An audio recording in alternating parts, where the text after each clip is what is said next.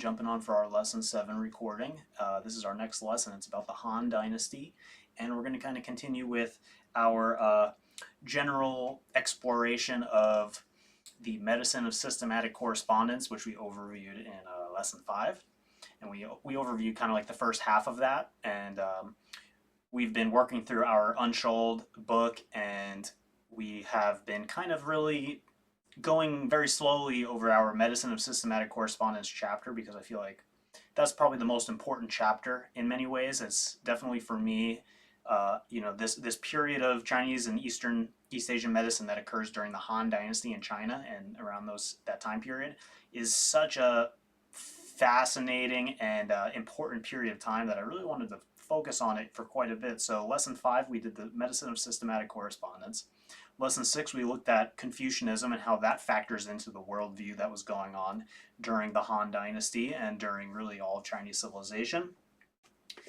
And now we're going to look at the really like how this all flowers and matures in the Han Dynasty, which is, in my opinion, probably the most important period for the development of ideas in East Asian medicine, at least for what we kind of might consider the really foundational concepts and ideas and techniques that we associate today even with things like acupuncture and herbal medicine. So yeah, let's jump in, and we're just going to go through it. And I think we're probably going to hit on a lot of topics that we might have been introduced to during our studies if we're studying to be an acupuncturist.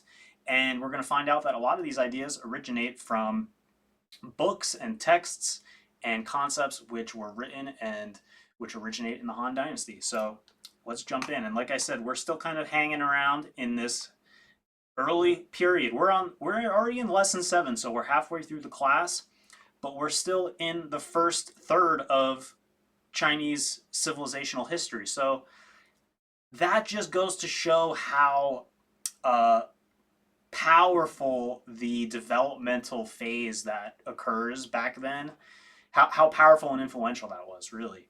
But after we get through the Han Dynasty during this section, we're gonna actually zip through the rest of this, and we're gonna make a few pit stops, kind of like around the Tang Dynasty and maybe what we're gonna call the Song Jin Yuan period, which is these 3. That's another important period, and then we're gonna do a lesson on the Ming and the Qing, and we're gonna do we're gonna have a lesson on more of the modern day after the fall of the imperial Chinese system. So the Han Dynasty is basically, after China gets unified by the Qin Dynasty, which is this very militaristic, legalist dynasty that was somewhat brutal, and they did the burning of books. They killed all these scholars, these Confucian scholars and scholars of different competing philosophies. They were very, very authoritarian and militaristic, but also very standardizing. They standardized Chinese culture, but they were short-lived because their authoritarian leadership style was not conducive to long-term administration of a stable state, basically.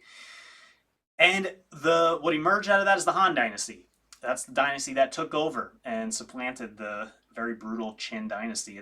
And so when the Han Dynasty comes about, they really kind of lean into Confucianism.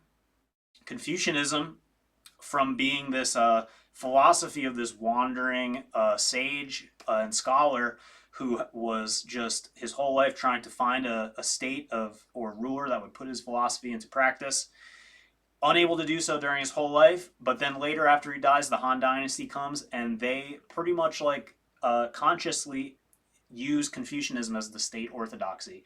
And this basically goes on throughout all of the rest of Chinese imperial history. Like, Confucianism is kind of like the philosophical DNA of the Chinese imperial state. And so the kind of philosophy that emerges, it's Confucian, that's the orthodox, but there's like a syncretism that's going on. There's legalist ideas still, even though the Qin Dynasty fell. There's a lot of Taoism and Taoist ideas and naturalistic kind of philosophies that are also influential. And all of these kind of come together, like we talked about in our previous lesson during the systematic correspondence lesson, they kind of syncretically come together and create this unique blend of ideas that give rise to our medicine of systematic correspondence. And I would say that, the medicine of systematic correspondence really comes into its maturation. It's really kinds of matures during the Han Dynasty. The origins of it are from kind of like that Warring States period. That's when like Huang de Jing is written, and that's really like the prototype book for the medicine of systematic correspondence. But in the Han Dynasty, there's new books that are written, and these kind of in due time end up becoming considered classics as well. So while the Huang de Jing is the root, it's like the main branch and the biggest root of the medicine. That's the origin. It very quickly branches out a little bit, and new ideas and new concepts are built on top of that foundation. And that's kind of what we're going to look at during this lecture of the Han Dynasty.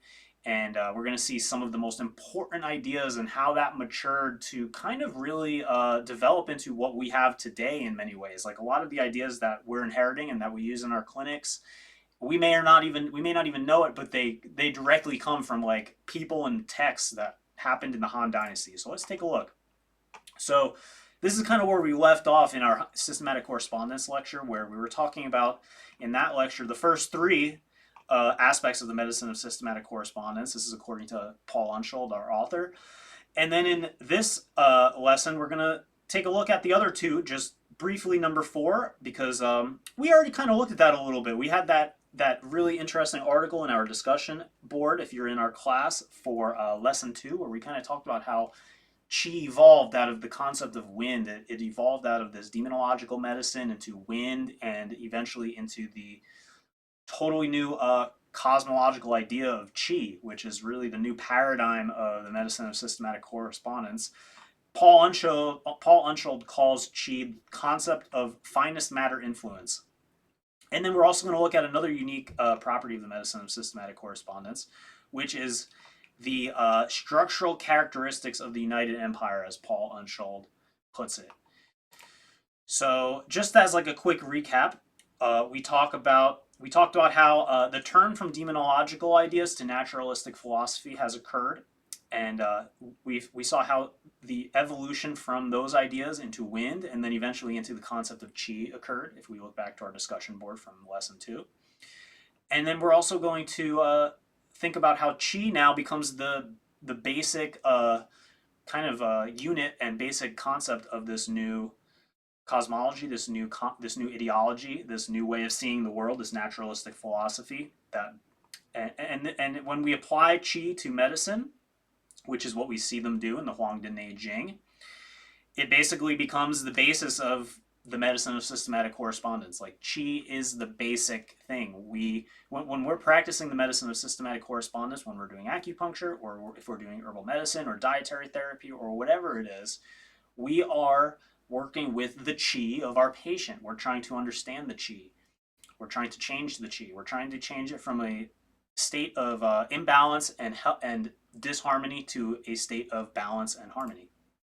So basically, in the medicine of systematic correspondence, Qi is the basis for life. It's just on like a cosmological standpoint, it's like the original stuff of the universe. It's like everything is composed of Qi.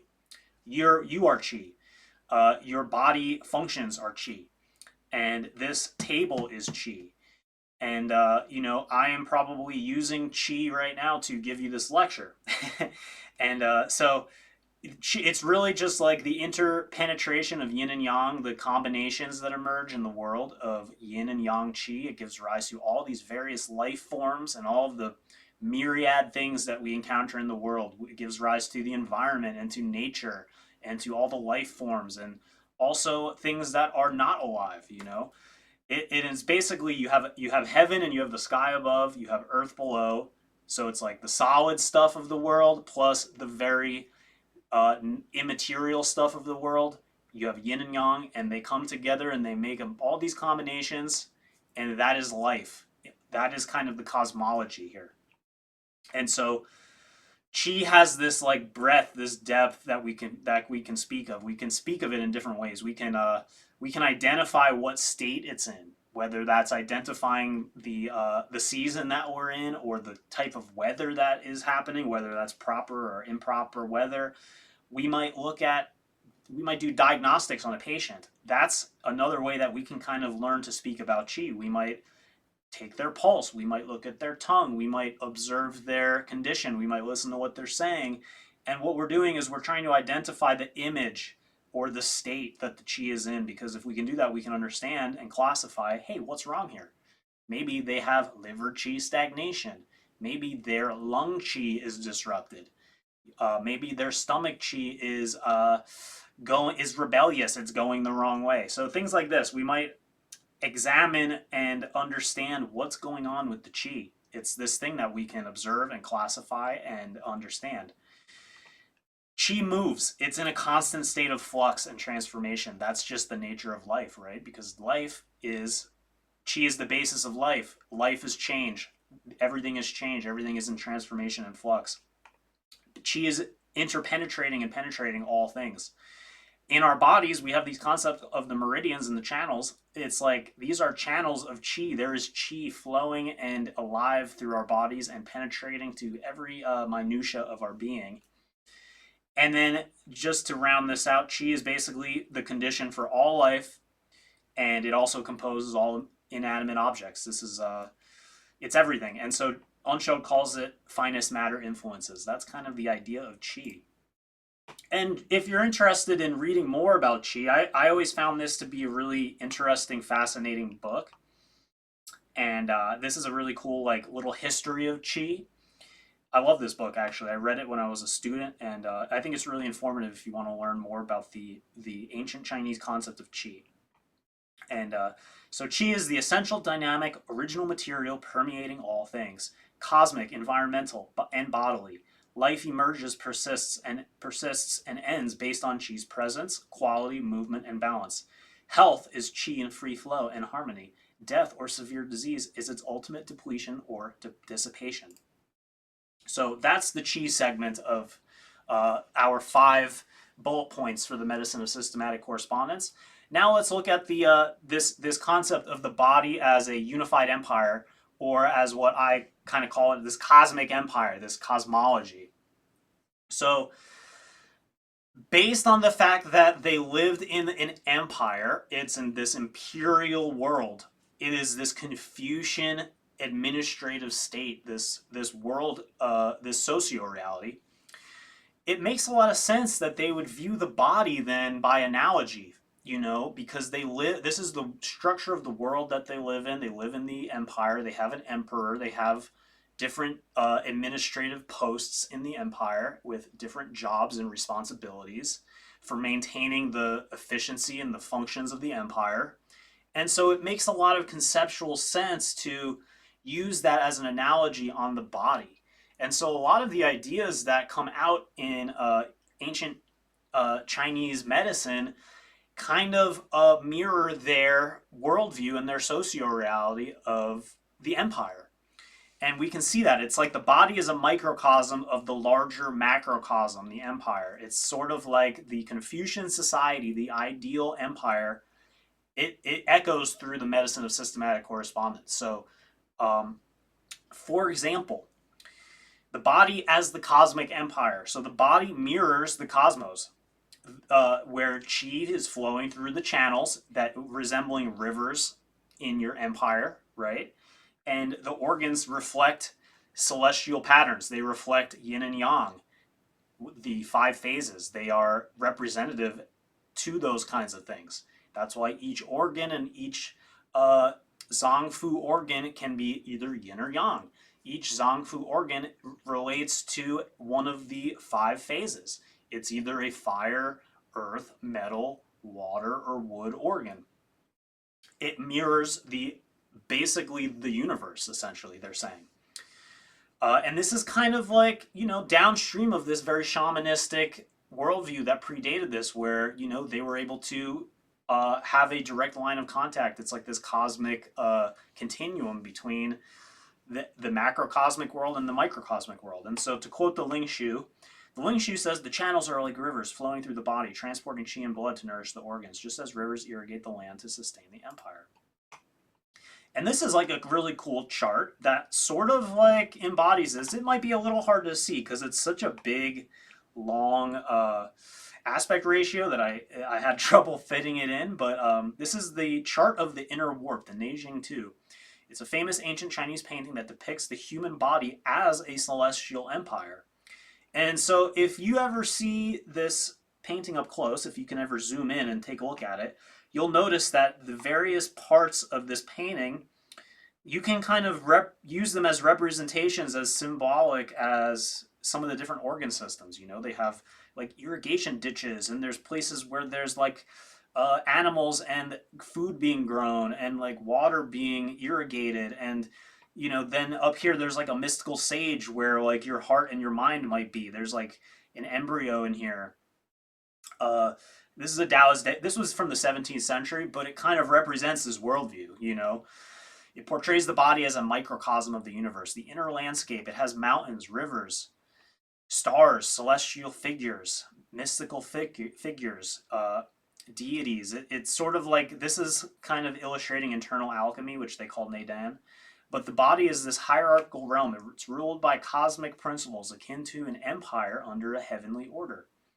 And so this is just a symbolic way of representing kind of what I'm trying to talk about here with this unified cosmic empire, this analogy that gets applied to concepts in the medicine. And case in point, we can think about the organs, the Zong Fu, the officials of the empire. The Zong, which are like the yin organs, and then the Fu, which are the yang organs.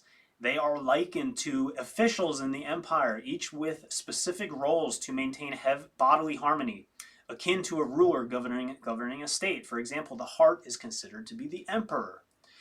Yin organs are sometimes described as granaries or depots and storehouses of the empire, which is an extremely important part of ancient Chinese imperial life. You have to make sure that the granaries have grain, because there's famines, there's floods, there's catastrophes, and it's so easy for everybody to just starve to death. There was really not anything to fall back on. If there was a catastrophe, people are going to starve. So that was like a big responsibility of the emperor to make sure that the granaries had grain. Whereas the yang organs are considered more like palaces or citadels. Okay, so maybe having more of like an imperial military role.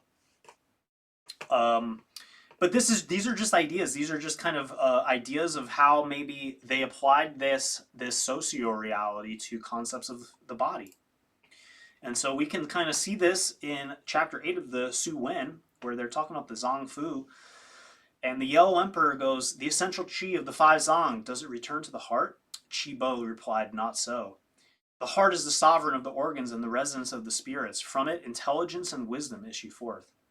The liver is the general of the organs. From it, planning and deliberation originate. The gallbladder is the office of rectitude. From it, decisions and judgments originate. The lungs are the prime minister of the organs. From them, regulation and orderliness originate. The kidneys are the officials of strength. From them, skills and abilities originate. The spleen and the stomach are the granary officials. From them, the five tastes issue forth." So even back in the old Huangdi Neijing, they're starting to develop this concept, this cosmic body that's based on the empire, where they're giving and personifying the organs. They're giving them administrative roles in the empire. That helps people understand what they're doing. You know, that's a way to describe the functions of these organs by analogy, and they're giving it kind of a personified role. They're talking about it from this perspective. So I just think that's really fascinating, and we still think about them that way today when we learn our East Asian medicine education. You know, that's these concepts are still somewhat resonant in TCM ideas, in the five element tradition. In we learn about, like, J.R.R. Worsley basically talks about this stuff verbatim when we read about his writings about the different officials. So he's basing a lot of his ideas on this. When he says that we want to do classical five element acupuncture, a lot of it is really just harkening back to the Huangdi Neijing and the classics that we're going to examine in the Han Dynasty here. So let's talk a little bit about the meridians, also known as the channels or conduit vessels. A lot of people aren't really they don't really like the meridian translation, which is a whole kind of nuanced topic in and of itself about like the language of the character. You know, some people argue that meridian was kind of like a bad translation. It gives a lot of connotations that aren't really there. Whereas maybe channels or conduit vessels might be better. It's like more of like a river, more of like a river flow or a channel. And so, because the concept is called Jing Mai, and Jing is sort of like this character that gives you this idea of like warps of silk on a loom that are like crisscrossing and intersecting. Like the Jing Mai are like the intersections of silk on a loom. But it also gives you ideas of like, you know, from the Chinese character. I mean, there's there's a flesh radical in Mai, and there's also a radical in the Jing character that kind of resembles water flow of rivers. So it's just kind of baked into the cake of that topic that there's these like rivers running through your body, sort of like crisscrossing like silk, okay? And there's things moving through them. Like they're like channels that chi is flowing through. And they talk about it like this in the literature. Uh, they talk about it because I think really the reality is that rivers were such an essential part of human civilization and human life. The biggest cities are always built next to rivers, number one, and because that's just necessary. And rivers are the main channels of transportations of goods, you know, of logistical necessities throughout the empire and the realm. You traverse that stuff through the rivers. There's barges running through the rivers. There's ships. That's how you travel resources to other places, and you do trade. So they talk about that like this, and you know they kind of see the channels of the body, the jingmai, the acupuncture meridians. They're like the rivers of the empire, and it's the emperor's job to irrigate and make sure the rivers are flowing properly. They're constructing dams, they're constructing dikes and levees and canals. They're trying to prevent excessive catastrophic flooding. But then you also don't want the water to stop running because that's also a different kind of catastrophe. So, you know, sometimes you need to do things to manage the water flow. You need to open the gates. You need to clear or fill or drain things. And kind of this is what the acupuncture methods can be used for as through analogy. They might be, you know, think of the four gates, right? So the large intestine 4 and liver 3 are considered the four gates.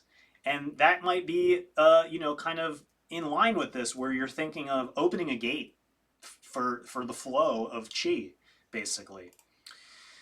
And it's a big theme. So just to look at a couple quotes here, in the Su Wen, they say the 12 regular conduits belong internally to the palace organs and they connect externally with the limbs and joints. Thus, the Ren and Qi Ko pulse points are like the gates through which water flows. So that's kind of talking about, you know, the gates where you might feel the pulse. There's certain places on the body where you can access the flow of the Jing Mai and the vessels. And so they would use that to take the pulse. And they liken it to water flowing through rivers, connecting to all of the joints and the limbs. It's connecting and traveling qi from the inner viscera to the entire body. And in the Ling Shu, chapter 8, it says the conduits transport blood and qi, and they nourish yin and yang. They moisten the tendons and bones and lubricate the joints. Therefore, it is said the 12 conduits are like the rivers and streams of the earth. So they just point blank say it. They're like, hey, we have these rivers and streams. They are transporting qi and water and blood. They are nourishing. They are moistening. They are basically providing the life principle, which is qi, to all the aspects of the empire, which is your body. And this develops, especially during the Han Dynasty, into really like a systematized, full-fledged thing, you know, like a full theory. And we can talk about this in terms of the Jing Mai and the channels and even the points that get classified on the channels. So, for instance, um, you have the 12 primary channels. That's the Jing Mai. But then you have the Luo Mai, and those are like the branches off of the main channels. And so when you read, your acupuncture books, you might find that there are places that are for treating the Luo, which are like the branches of the meridians. There's when you look at the diagrams, for instance, in Deadman's Manual of Acupuncture, there's a diagram of the primary channel, but then there's also a diagram of the Luo meridians, which are the branches from that meridian, and they connect to maybe other meridians, or they connect to other organs or different certain places. So the Luo are like the branches off of the main channel, and they create a crisscross network with basically the whole acupuncture meridian channel network. It's like a crisscross of like they said, silk. It's there's vertical and there's horizontal, and they're crisscrossing and interconnecting and branching off and moving through each other and penetrating. But then you can even get even smaller than that. Then there's tiny little tertiary vessels, and they even have a word for that called sunmai. And mai means like vessel. It means like like mai alone, you might think of like an artery or something. But when you connect it to this other word like jingmai, that's the channels. Luomai, that's the branching vessels. And then the sunmai are like the tertiary vessels. It's like even you have the main vessel, you have the branch, and then even off of that, there's even little tinier branches, just like capillaries or something. And what they do is they start to apply the medicine of systematic correspondence to the acupuncture meridians and to the acupuncture points. They classify them all, and they come up with this theory of the distal shoe points. So we kind of talked a little bit about the back shoe points, and the back shoe points are the shoe means like transportation. So like I said, rivers are like how you transport things. So it makes sense that these are the points that transport things in the body, right? The back shoe points tap directly into the organs. They're really good for that. They live right above all of the viscera and the organs on your back. But the distal shoe points, they're also shoe points. They're transportation points, but they are far away. They are the shoe points of the conduit vessels of the channels, right? So if you look at your Deadman book, and there's charts in the Deadman book, and it goes over and it talks about all the shoe points. You've got the Jing Wells, you've got the Ying Springs, the Shu Stream, the Jing River, and the He, and these are like oftentimes the most important, powerful points in acupuncture. And really, the importance of these points gets full-fledged and fleshed out during the Han Dynasty, particularly in this book called the Nanjing, which we're going to look at in just a bit. So the 5 shoe points, the Jing wells, you have the wells, the creeks, the rapids, the streams, and the confluences. And those translations and words, they even give rise to the imagery of the rivers. It's like these are places where things are meeting. Rivers are coming into confluence with each other. There's streams, rapids, creeks, wells. This is where the chi springs forth. This is where it flows. This is how it's getting closer and closer to the organs and becoming a bigger and bigger flow until there's a confluence. And then it just becomes a sea once you get into where the viscera are.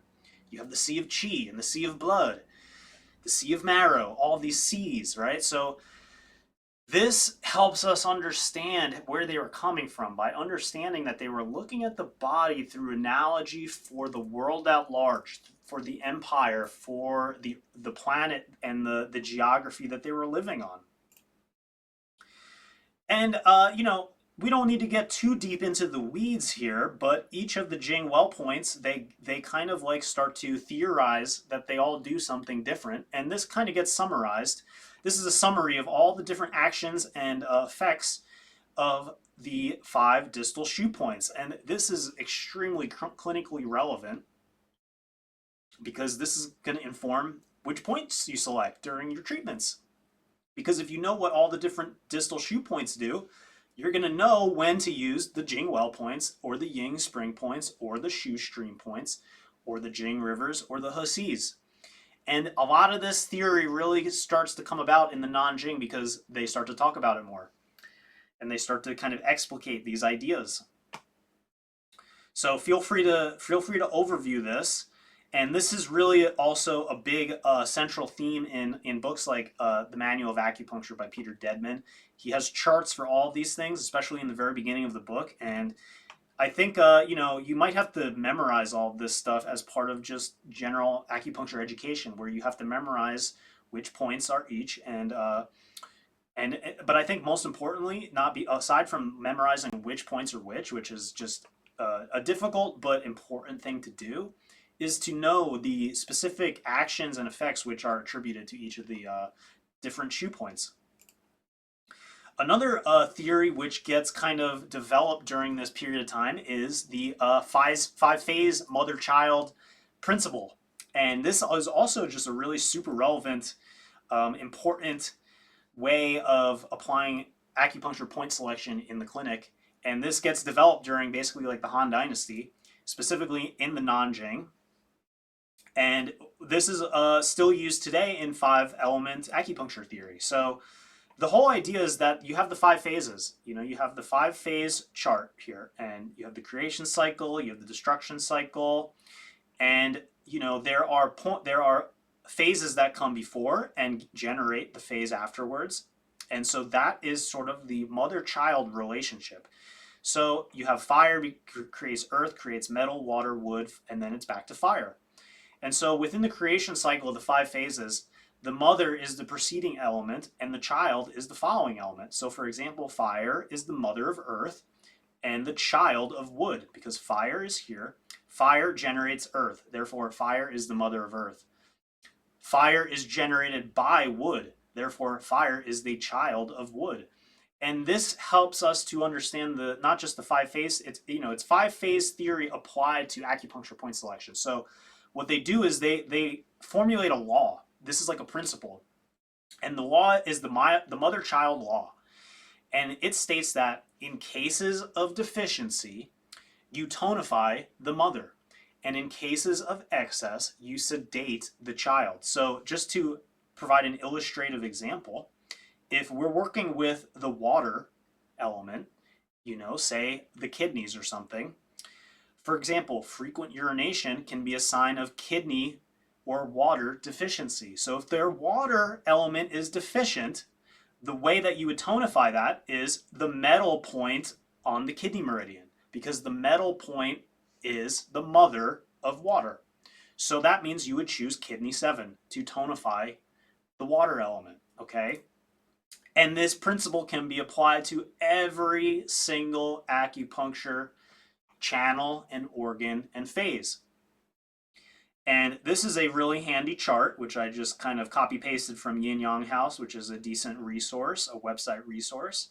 But this kind of lays out the mother and the child for every single acupuncture meridian and organ.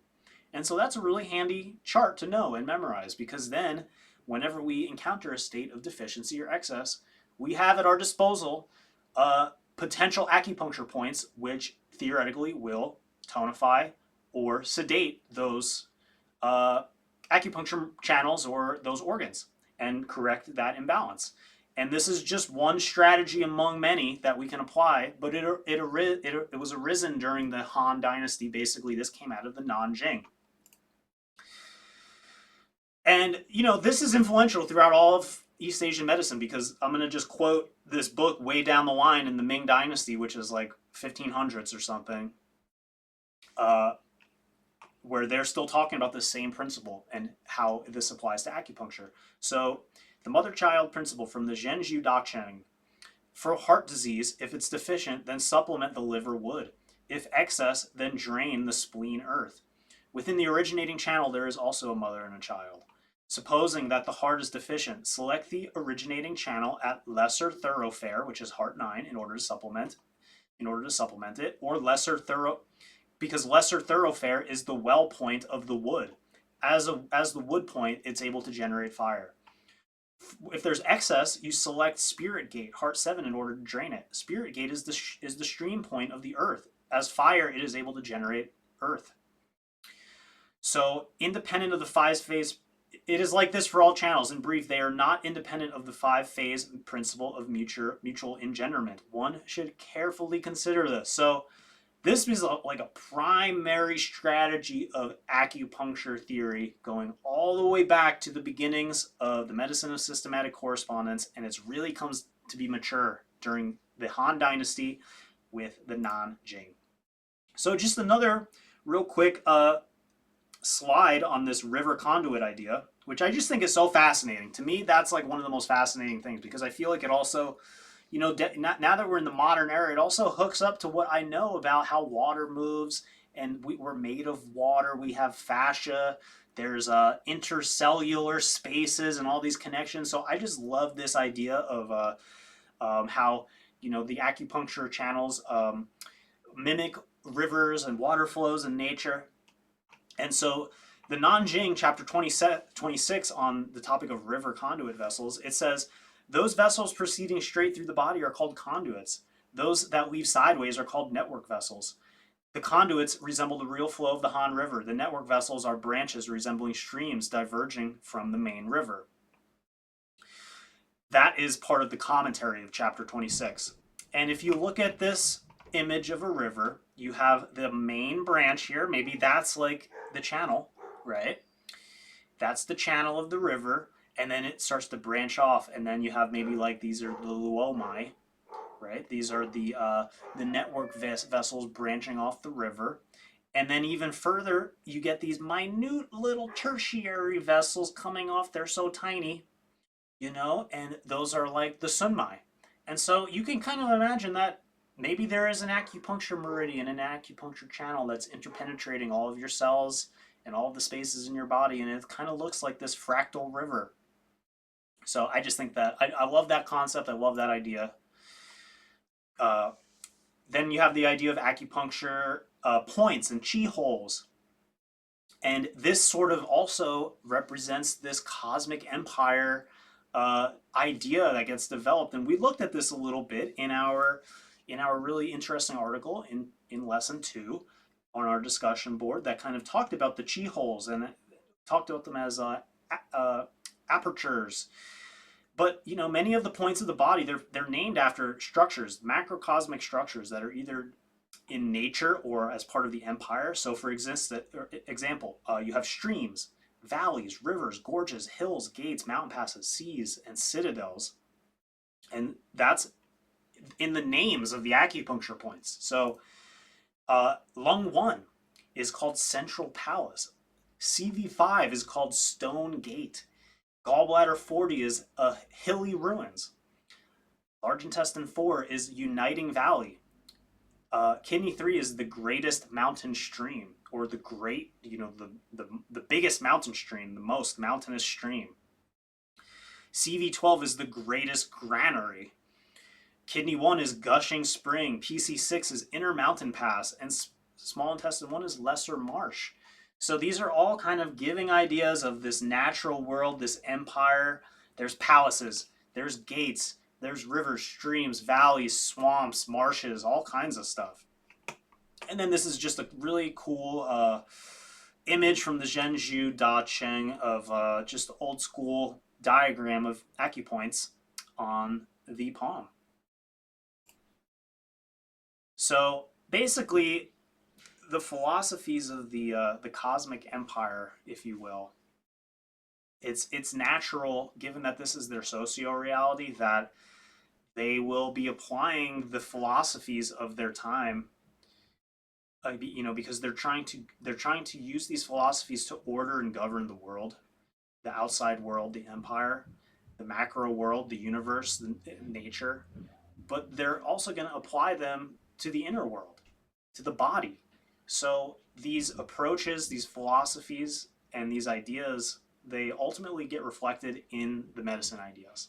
And that's why we, have been spending so much time talking about Confucianism in the last lesson, even just briefly touching upon legalism. And then in our next lesson, we're going to talk about Taoism. Because if you're a Confucian, if you have a Confucian worldview and a Confucian philosophy, you might start using analogies of ethical virtuous conduct, upright regulation, rectifying the qi. You want to order the body's qi. You want it to be behaving appropriately according to the way that we administer a Confucian empire. Or if you're a legalist or somebody with more of like a military realpolitik background, you might use like more of like warlike analogies to describe medicine and the body, you know, which we're going to touch on. But if you're also a Taoist, you might see disease more as like a result of disharmony with the natural fluctuations of qi in nature, you know, the cosmic qi. And you might seek to prevent disease through, harmonizing lifestyle practices, qigong and dietary therapy and herbal medicines that are nourishing to your qi and your blood. You might align yourself with the cosmic flow of nature, basically, which is different than Confucianism, because Confucianism is like, hey, there's a right and wrong way to do things. Taoism is like, hey, you're just kind of like arbitrarily creating right and wrong, and actually nature kind of supersedes that, transcends that. So, but we're going to get into that with the Taoist section in our next lesson. But just to touch on the idea of like a militaristic concept that gets applied to the body, there are legalist ideas in Chinese medicine and East Asian medicine, and sort of like you can see this as the body as sort of like a fortified state. So, the body is likened to a state under siege, with organs as fortresses and qi as soldiers defending against external pathogens like wind or cold. There's external pathogens trying to get in where there's a weakness. Just like there's like invaders or marauders at the gates or at the outside boundaries of the empire, which will try to get in and pillage. In chapter 3 of the Su Wen, they say when the body's qi is strong, it's like a fortified city and pathogens cannot invade. And so the practical application of this is that you want to strengthen the Wei qi, the defensive qi. Maybe you use points like large intestine 4, stomach 36, or herbs like Huang qi, which like strengthens the barriers of the exterior, and it gives you more qi. And that's like reinforcing the defenses of your system, of your empire. Another way of thinking about it is that pathogens are like invaders, and they use that term a lot. They use the term of like an invader or an unwanted guest. And so external pathogens, wind, heat, dampness, etc., are described as enemy forces attacking the body, penetrating through skin or orifices. If your defenses, your Wei qi, are weak, or the upright qi is deficient. And so in the Ling Shu, it says, when wind and cold invade the body like an enemy army, they disrupt the harmony of qi and cause disease. Practical applications. Well, you could use acupuncture. You could use points like GV14 to expel the wind, or herbs like guizhi, which helps to harmonize wind-cold. Basically, strategies which are used to expel invaders, expel exterior pathogens from the barrier of the body. Sometimes that might look like causing somebody to force a sweat. If you have a cold and a fever, there's herbal formulas developed, many of them during the Han Dynasty, which we're going to look at just briefly real quick. They might force you to sweat. And by sweating, it's like you're pushing that invading force out of the barrier of your empire. And that helps restore harmony. You have ideas like defensive qi and nutritive qi, so Wei qi and Ying qi. The Wei qi is kind of like the border bodyguards, the body's border guards, patrolling the exterior, like in the skin and the muscles. It's the boundary level. China has a great wall of China. Like, they are very much thinking of the boundary of their empire. And so this is the boundary guards. This is the great wall of your empire. And so you want to repel the pathogens. You want to have a firm, strong boundary, theoretically, to repel pathogens, to repel invaders, and maintain integrity of your system, of your empire. Because we are in a world where, if we're not careful, the energy of our bodies will dissipate. We have to continually give ourselves more qi and nourish ourselves with qi and blood and food. And, we expend qi, and there's ways that it leaks out of our body. And if we're not careful and we're not protecting our boundaries, it will get attacked and destroyed. So just like the threats that an empire is exposed to as well. And you have, just as you have Wei qi, which is the boundary and the border guards, you have Ying qi, which is like the inner nourishment. It's like the camps that are within the inner part of the maybe like the military convoy. Maybe you have like the exterior guards on alert, but then inside there's like people camping and like sort of resting, and they are vulnerable. Maybe that's where like the villages are, or more of like the economic centers of the city, or the economic centers of the empire, where there's like farming happening and agriculture and trade and mercantilism and all these kinds of things. Those kinds of places are not places where you want invaders.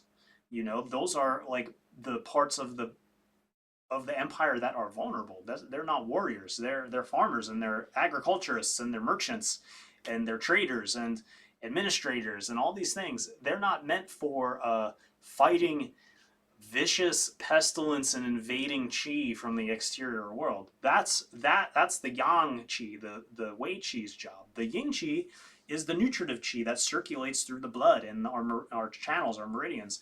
It's the nourishing chi that reaches the organs and the tissues, and it maintains vitality and function.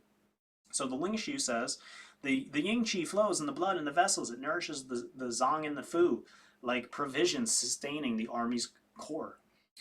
And so it's kind of like using this military analogy, the yin chi, which is like the camp chi, it's like the inner supply lines or the provisions of an army. It ensures that the soldiers are nourished and sustained for long-term operations.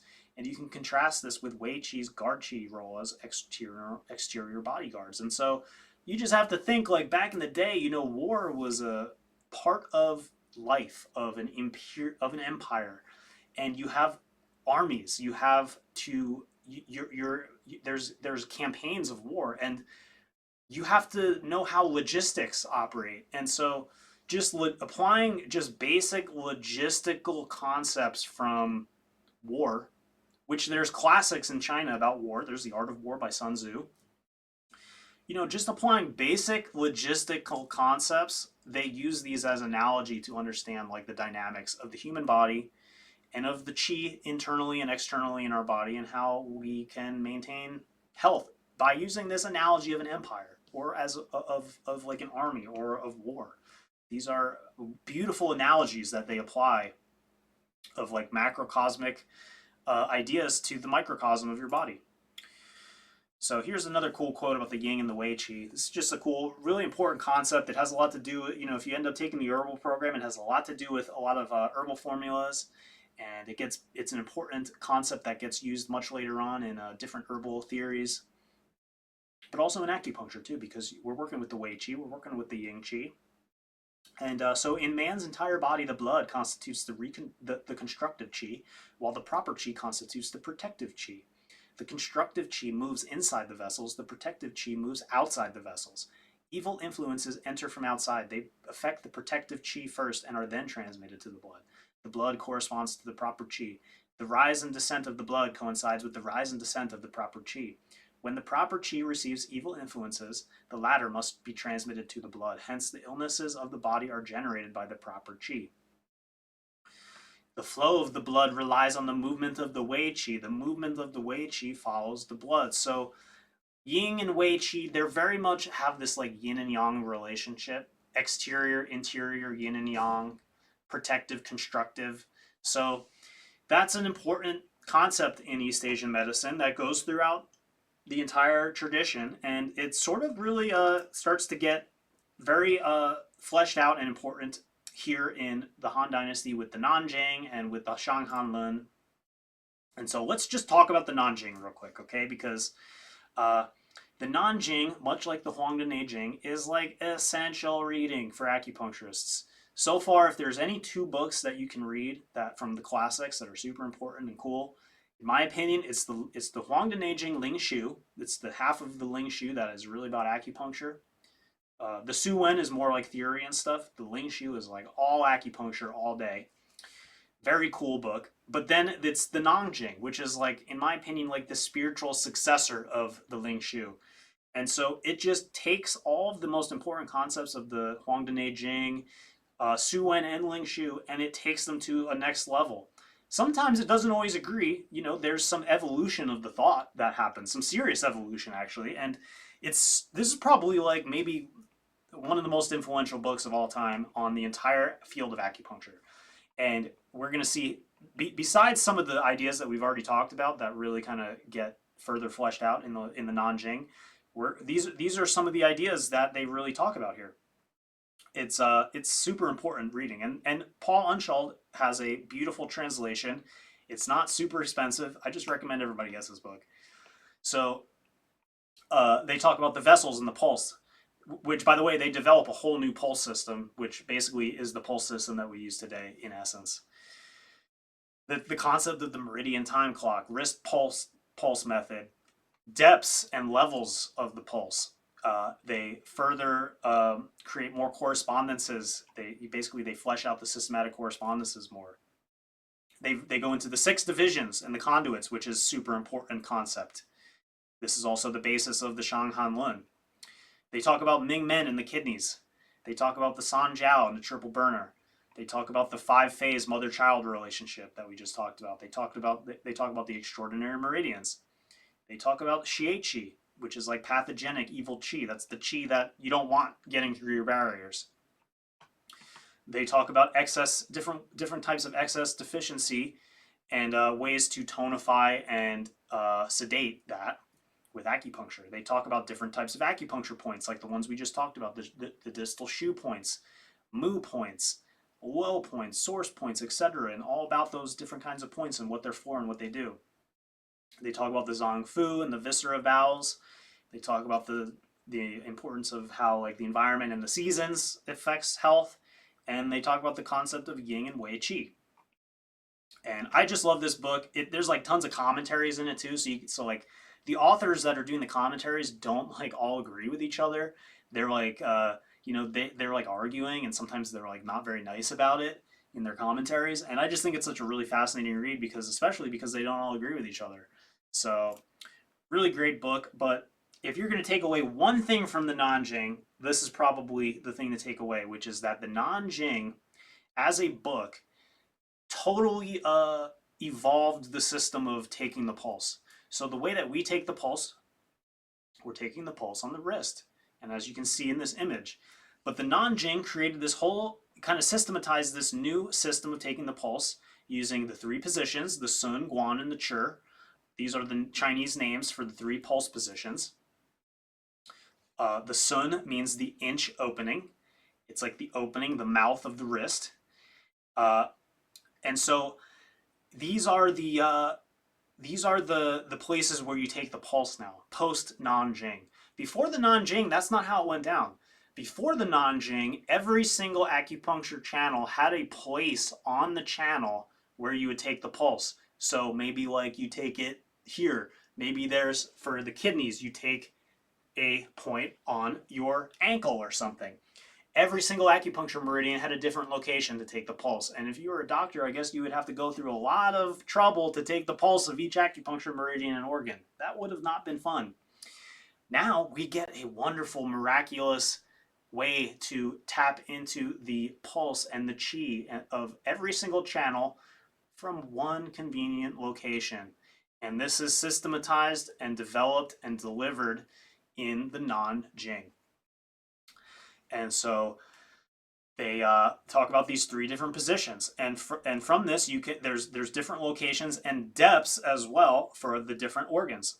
You have the upper, middle, and lower jiao positions. So like if you want to see the lung and the heart, that's the first position. If you want the liver and the spleen, that's the second position. And then down below is like the kidneys, maybe like the sanjiao or something. It depends. There's little variations that occur there. This isn't the end all of all pulse development, but essentially there's little variations that people make on the Nanjing pulse system after the fact through the centuries, even up to the present. But really though, they all kind of go back to the Nanjing. The Nanjing is like where it started in terms of like, let's develop a system of the pulse. You can tell seasonal variabilities in the pulse at the wrist, pathogens that are, depending on what pathogens are changing the pulse. You can diagnose organ and channel disorders. So you have the Sun, Guan, and the Chi. Sun is inch. There's 2 different Suns, so I might get that confused from the last one. I think the other one was like just saying it's at the wrist. But this is the inch, this is the gate, and then this is the foot. Sun, Guan, and Chi. And so those are basically the three different positions, and they reflect the different uh, organs and the different depths of the zong fu, whether they're yin or yang. The yang will be at the surface, and the yin will be deeper.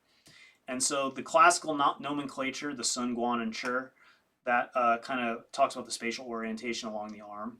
So they're talking about units of measurement basically, and the one in the middle is like the gateway, the threshold between the two.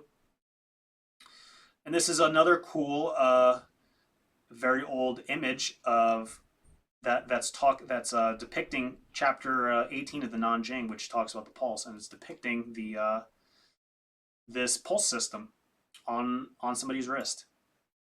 And so the Nanjing pulses are just like really cool. This is basically the diagram for how we are looking at it. You know, you have the left and you have the right. And so these are the organs that you would feel on each wrist. And so on the right, you have the lung and the large intestine. On the surface, it's the lung. Deep down, it's the large intestine. Or if you go to the middle at the guan, it's the spleen and the stomach. Or if you go down to the Chi, it's the pericardium and the triple burner.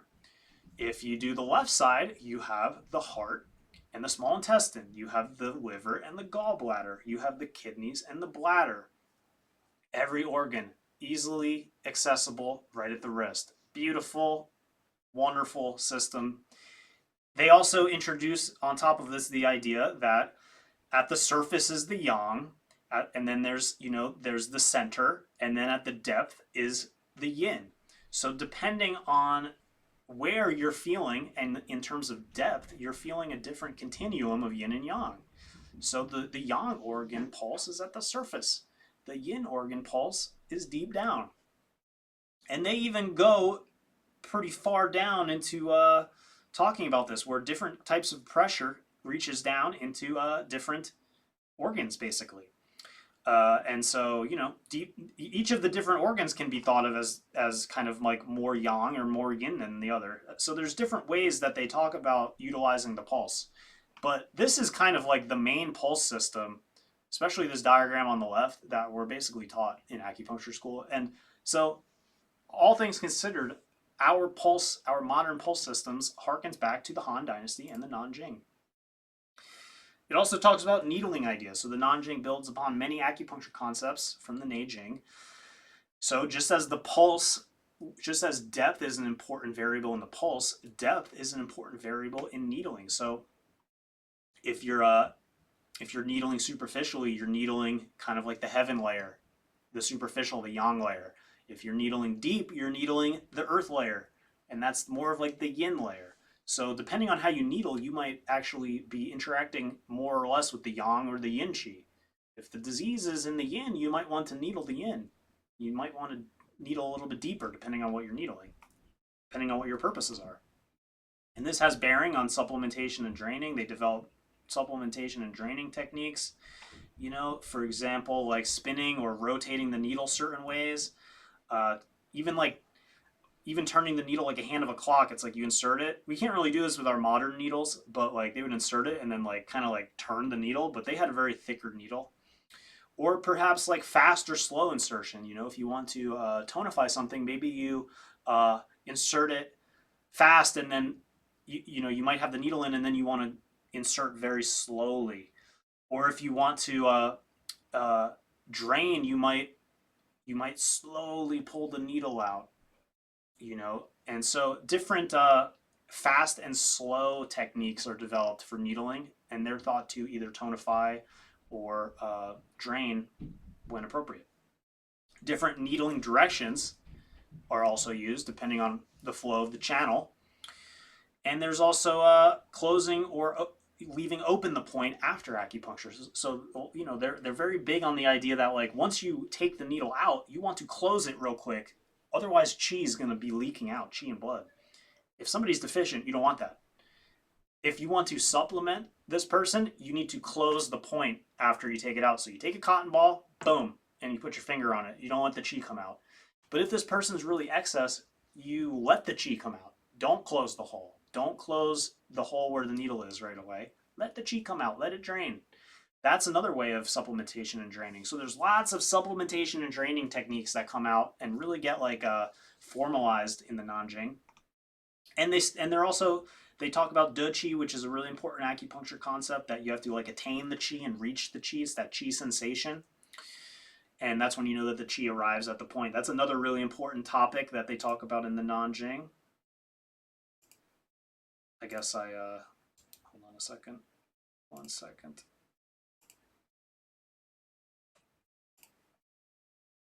I must have had an extra slide there, but we already went over that, so that's okay.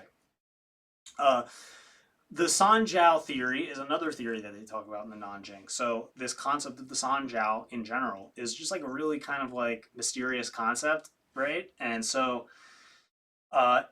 this gets talked about even more in the Nanjing, and it's not to say that it solves all of the ambiguities about it. In some cases, the commentators of the Nanjing, they're all arguing with each other about the Sanjiao. But the Nanjing talks about the Sanjiao a lot, and the Sanjiao becomes a really important theory in a lot of future strategies of treatment in like herbal medicine and acupuncture. So the Nanjing builds on the Sanjiao from where the Neijing left off. For example, it says all 12 conduit vessels and meridians are linked with the origin of the vital influences, or the qi. The origin of the vital influences refers to the root and foundation of all 12 conduits. That is, to the foundation of the body's 5 depots and 6 palaces. They are the gate of inhalation and exhalation. They are the origin of the triple burner. They are also called the spirit guardians against evil. Hence, the moving influences between the kidneys constitute a person's root and foundation. Once the root is cut, the stalk and the leaves wither. So they're talking about the Sanjiao. They're also talking about the Ming Men. You have this concept of the Sanjiao here, this cool diagram. And so it's like you have the upper burner, heart and lungs. You've got the middle burner, spleen and stomach and liver and stuff. Then you've got the lower burner, like the intestines and the large intestines and the kidneys. They say the triple burner encompasses the passageways of water and grain in the organism. It represents the conclusion and start of the course of qi. It masters the emission of the yang qi, providing warmth to the space between the skin and the flesh. That resembles the gentle flow of fog. So they have these very poetic ideas about the Sanjiao, that it's like kind of like this very essential interstitial thing that's connecting all the different segments of the body. It's moistening and nourishing. It's like fogging things up, especially the upper burner. The pericardium constitutes, together with the Sanjiao, the minister fire. That's another topic. They have this concept of minister fire versus the other kind of fire. And then the upper burner resembles fog. The middle burner resembles foam. The lower burner resembles ditch. That's from the Ling Shu. That's like a very old way of describing the Sanjiao. Above, the upper burner gives orders concerning emissions. Below, the lower burner manages the passageways of water. The triple burner constitutes a layer supporting the skin and the flesh from the inside. And there's controversies surrounding the Sanjiao because it's very mysterious. It's like we're gonna talk about this article, a brief discussion on the concept of location Sanjiao. So for instance, some of the controversies and paradoxes are, does the Sanjiao have a physical form? Because all the other organs do, right? But if so, what is it? Because we don't know necessarily what it is physically, structurally. Like, what is it? Where is it located? Or is it more of like just a functional concept? It's one of the 6 Fu organs. So why are the others readily observable, but it is not? And commentators in the Nanjing fiercely argue over the Sanjiao. Also, does the Sanjiao have to do with things like fascial membranes, like interfascial connections and like interstitial spaces and things like that? So, these are all topics that we can contemplate and which have been contemplated for a long time. But the Sanjiao is just a really fascinating, interesting thing that it originates in the Huangdi Neijing, but it really kind of gets fleshed out and matures even more in the Nanjing. Same thing with the topic of Ming Men. Ming Men, translated as the gate of life, gate of destiny, or fate. It's the location between the kidneys where life begins, perhaps at conception. It is considered the root of original qi and the source of the triple burner. Some commentators argue about it, much like the triple burner. Is the Ming Men its own structure or location? Is it one of the kidneys? Is it between the kidneys? Is it this other thing? So once again, the Ming Men, kind of a controversial topic. They are connected, Sanjiao and Ming Men, and that's another topic that gets talked about a lot in the Nanjing. And so, chapter 36, they say the two kidneys are not both kidneys. The one on the left is the kidney. The one on the right is the gate of life. The gate of life is the place where the spirit essence lodges. It is the place to which the original chi are tied. Hence, in males, it stores the essence. In females, it holds the womb. So there's this Nanjing theory of the Ming Men that gets developed, and there's a lot of contention, and there's not, it's not like it's not like everybody agrees, right? So, but it's an important concept, and it's used all throughout East Asian medicine. Sanjiao and the Ming Men are connected. All 12 conduit vessels are linked with the origin of the vital influences. The origin of the vital influences refers to the root and foundation of the 12 conduits, that is, to the foundation of the body's 5 depots and 6 palaces. They are the gate of inhalation and exhalation. They are the origin of the triple burner. They are called the spirit guarding against evil. Hence, the moving influences between the kidneys, which is the Ming Men, constitutes a person's root and foundation. Once the root is cut, the stalk and leaves wither. I think we just talked about that quote, but it's like that's the connection between the Sanjiao and the Ming Men. So this is just like a very important theory to understand. In the commentary, they say the Meijing says that the gate of life is related to the triple burner, like the outside and inside. The triple burner furthermore masters the influences of the 3 originals. From this, one may infer that the triple burner originates from the gate of life. Ming Men theory is it gets even further developed later down the line, and we're going to look at it in the Ming Dynasty in a later lesson. I think that's lesson 11. We're going to look at an author called Zhang Jiebin, and he kind of advances the theory of Ming Men and makes it an important part of his herbal formulas. In the Nanjing, they also talk about the 8 extraordinary meridians. This is a concept from the Neijing, but it gets developed further in the Nanjing. These vessels are likened to ditches and reservoirs, once again, water flow imagery. They capture excess or overflow, similar to how reservoirs catch excess water in flood management. The Nanjing goes into further detail on this concept, naming all 8 and describing each of the vessels as well as some of the disorders which emerge relative to them. Therefore, this idea originates from the Neijing, but in the Nanjing, it's fully named, mapped, and operationalized, and it uses them as a system to be used in acupuncture treatment. So a lot of the modern 8 extraordinary vessel concepts and ideas used in acupuncture predate to the Nanjing. And it talks about each of the 8, kind of the disorders that they experience and how to identify them and how to treat them. The 8 extraordinary meridians in the Nanjing, it says, the sages of antiquity devised and constructed ditches and reservoirs, and they kept the waterways open in order to be prepared for any extraordinary situation. When the rains poured from heaven, the ditches and reservoirs became filled. In times like that, when the rain floods rushed wildly, even the sages could not make plans again. Hence, they had to be prepared. Here in the organism, when the network vessels are filled to overflowing, none of the main conduits could seize any of their contents. And it is only then that the surplus contents of these vessels flow into the single conduit vessels. So those are a lot of the important ideas, kind of from the Nanjing. And I would just reiterate that book is so good. Go read it 10 times, read it once a year. It's just such a fun, good, cool book about acupuncture. And it's like, it'll really ground you in like that, in the classics, I think that's probably the one to start with even, even if you don't want to go all the way back to the Huangdi Neijing, I feel like the Nanjing is pretty legit. But so here are some important Han Dynasty figures and texts that you're going to want to know. Maybe some of these might be on a quiz, right? So, and you can refer back to this slide if you want. But you have Bian Chao, he's the author of the Nanjing. Then you have this other book called the Shenang Ben Sao Jing, and that's the first materia medica of the entire Chinese herbal medicine. You have this other figure who you might be familiar with named Hua Tuo. He's a legendary acupuncturist, although many of his works were lost, unfortunately.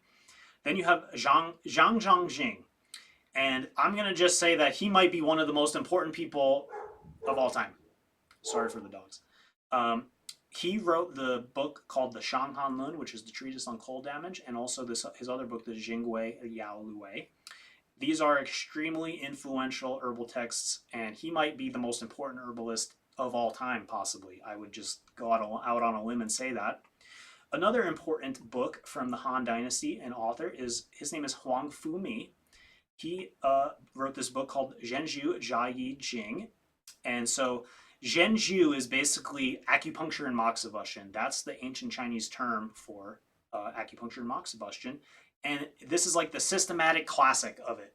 He takes it all together. We're gonna chat about all these very briefly and touch on each of them. But basically, it takes all of the knowledge of the time period of the Han Dynasty and he compiles it into one big crazy book. It's like the first of its kind, basically. Um, so he'll take like the Nanjing and the Mai and the Pulse Classic, and then he'll take other the Ling Shu and all the books that were like super important. He just took all the concepts from all of them and mishmashed them and put them together into one big classic. Then you have this other book called by Wang Shuhe, and this is the Mai Jing, and this is the Pulse Classic, which I have sitting right there. It's a really good book that's all about pulse diagnosis. And this book kind of just takes these concepts, these pulse concepts from the Nanjing and runs with it. They're kind of contemporaneous with each other. So let's talk a little bit about Hua Tuo. He's a famous Taoist acupuncturist during the Han Dynasty. He's renowned for pioneering very innovative surgical techniques during his time, although his writings on these things are lost, so they're kind of lost to antiquity.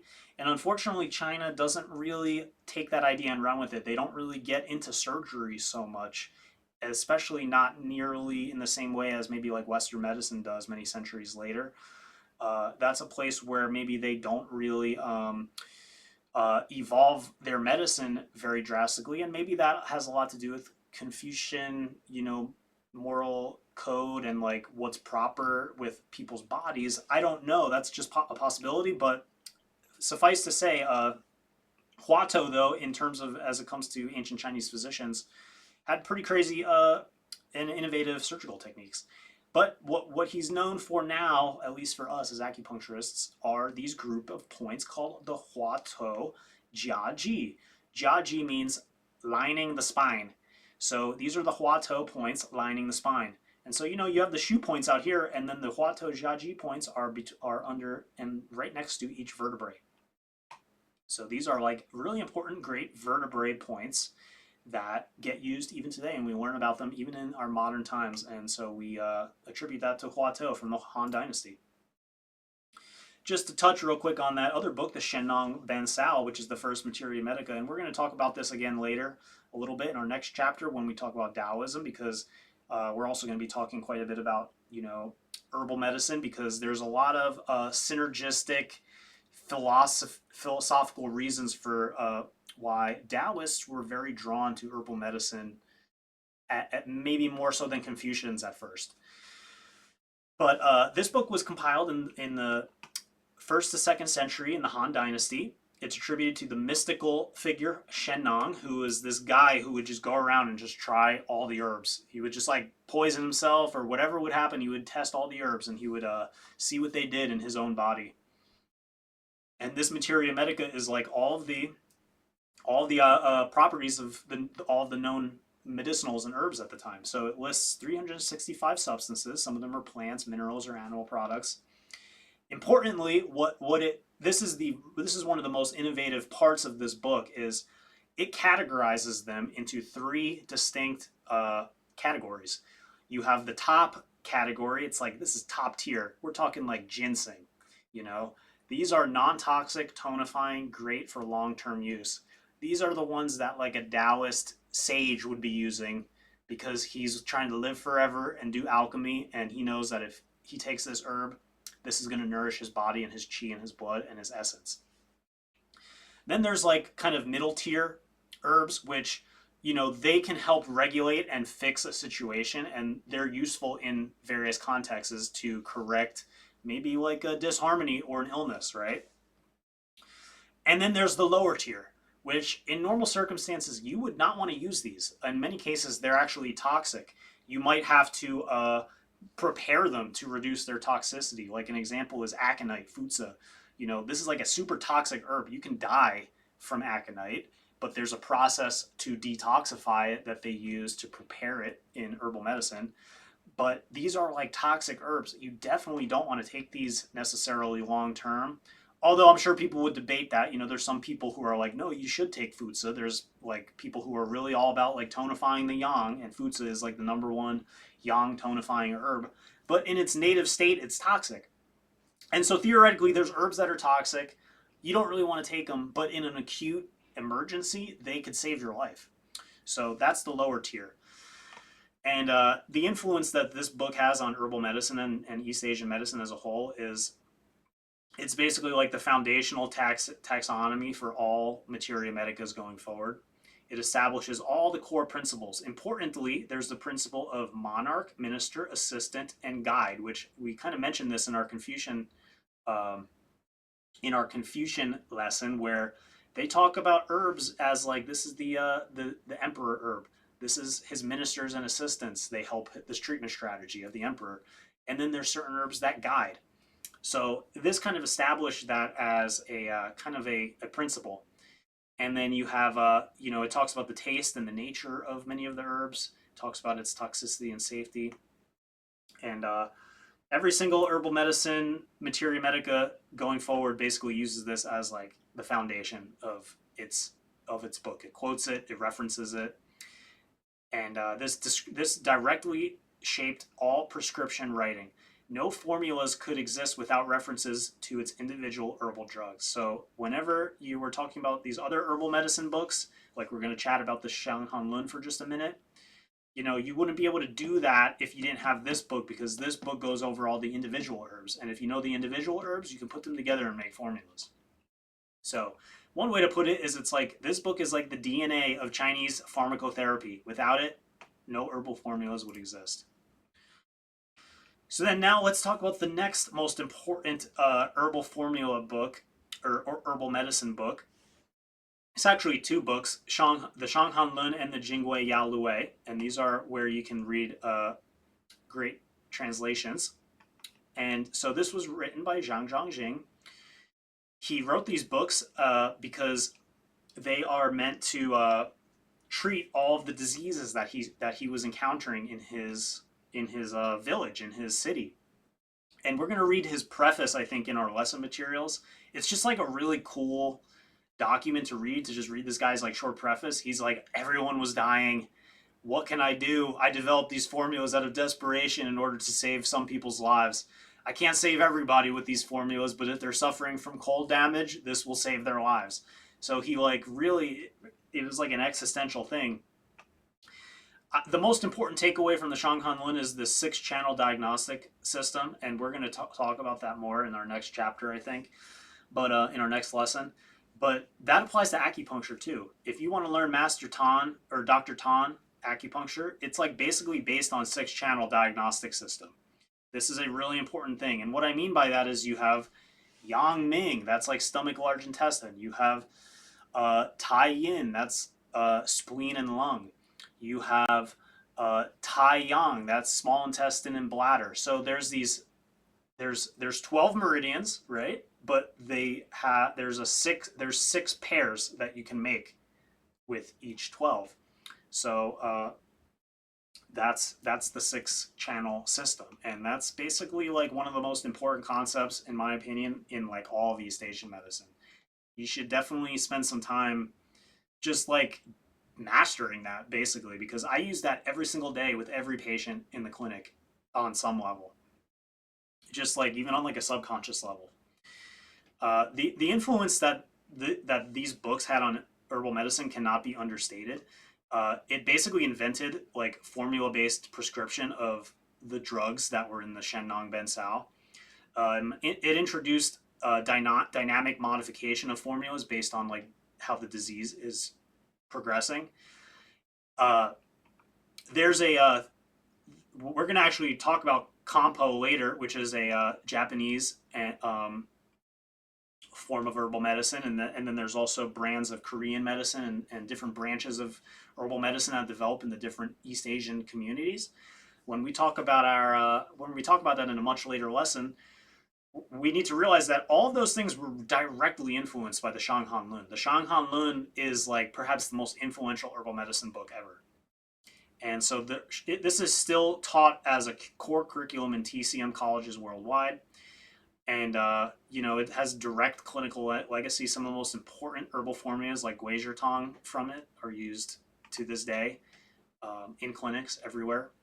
And so it's like the first clinical playbook. This gave us like really solid herbal formulas that we could use for specific conditions that he spelled out according to the 6-channel diagnostic system.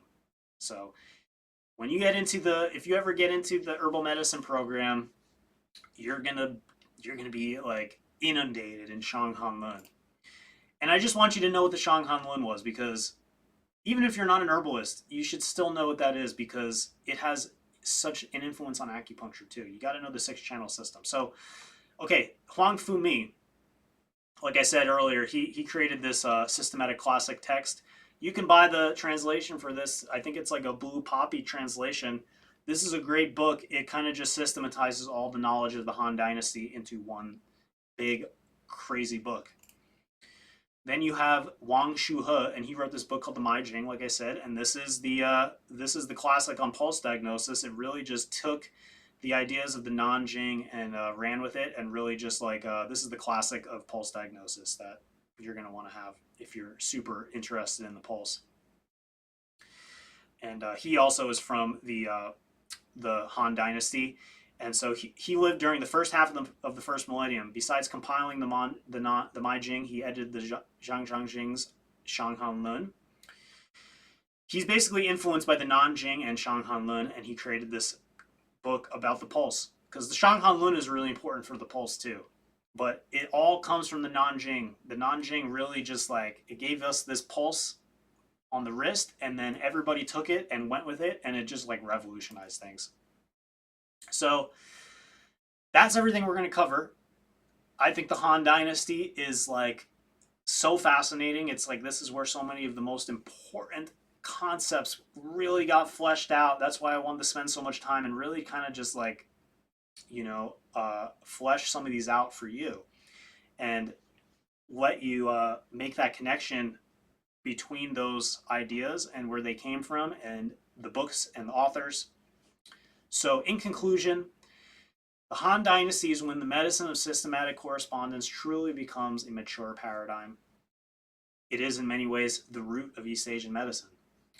It is like the golden age of East Asian medicine and philosophy, and it's the origin of what we often might think of as classical Chinese culture, classical Chinese medicine. It is the flowering of classical East Asian medicine. Some of the most important classics were written during this period, which we overviewed. They form the foundations of acupuncture and herbal medicine theory to this day. And they all have their roots even further into the Neijing. Although these books and authors developed systematic correspondences further into its maturation as a true system of medicine, it really becomes much more developed, systematized, and formalized due to the efforts of these authors and the books that they wrote. The ones that we covered basically, and some new classics even. I would say that the Nanjing and the Shang Han Lun, they get considered classics, which is like a very highly dignified way to say that this is like one of the best books that you could read. It's like it has to be truly a monumental accomplishment to be considered a classic in Chinese literary and medical culture. So some verifiable classics came out of the Han Dynasty, and you should know, even if you don't, become a master of them, you should, as a student, know that they exist, what they are, what kind of like the basics of what they were about, and maybe just like who wrote them. Because later, as you become a self-directed learner and you become a clinician and you're out there practicing and you need ideas, you want to learn these topics and you want to get better, you want to develop your skills, these are places and books and ideas where you can really dive into the depths of some of the most important foundational concepts, because they pop out of these books in the Han Dynasty. So that's why we're covering them. So that's the Han Dynasty for you. One of my favorite periods of Chinese history and Chinese medicine history and East Asian medicine. We have still about half of the lectures to go after this, and we're going to be looking at Taoism next. And then we're still going to be looking at some other periods in Chinese history, and then also some modern periods in Chinese history, and also some other branching traditions from different parts of East Asian medicine. So we still have quite a bit to cover, but I think we've kind of hit a turning point here. This is like, this is an inflection point in East Asian medicine. It's probably, in my opinion, the most important. We talked about all the stuff that led up to this, and now we're here where it's matured. This is like the medicine of systematic correspondence in its mature form. We're gonna now everything like that we talk about in the future dynasties of imperial China. There's no real like paradigm shift that goes beyond this. It's like the medicine of systematic correspondence is the paradigm shift. This is where it's fully developed, but we are still going to see evolutions on top of that substructure, on top of that foundation. There's going to be really important people and texts and theories that advance the foundation of the medicine of systematic correspondence throughout the eras and the time periods, and we're going to look at all of those in future lessons. So thank you, everybody. I appreciate you for sticking with me through this long lecture, and yeah, I'll see you on the next one. Thank you.